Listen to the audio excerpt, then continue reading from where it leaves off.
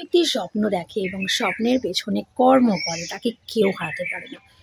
যতই মানুষের নেগেটিভ কথা হোক, যতই নেগেটিভ লোকজন তোমার আশেপাশে থাকুক না কেন, তুমি যদি সৎ হও, তুমি যদি কর্ম করো এবং তুমি যদি তোমার স্বপ্নের প্রতি আস্থা রাখো, নিজের প্রতি আস্থা রাখো এবং পরমেশ্বরের প্রতি আস্থা রাখো, তাহলে তোমাকে কেউ হারাতে পারবে না। এটা জেনে রেখো। দেখো, সবসময় চেজ না করে একটু শান্ত হয়ে বসো। একটু শান্ত হয়ে বসে রিল্যাক্স হয়ে নিজেকে বিশ্লেষণ করো, নিজেকে ভাবো, নিজেকে বোঝো যে তুমি কে?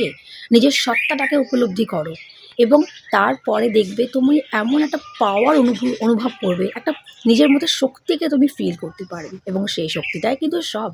আমরাই পারি নিজেদের জীবনকে চেঞ্জ করতে, কারণ আমরাই তো সব কিছু। আমাদের সত্তা, প্রত্যেকের সত্তা শক্তিশালী। সেই সত্তাটাকে শুধু ফিল করতে হবে এবং কর্ম তো তোমাকে করতেই হবে। কর্ম ছাড়া তো তুমি বাঁচতেই পারবে না। তাই কর্ম করে যাও, সফলতা আসবেই আসবে।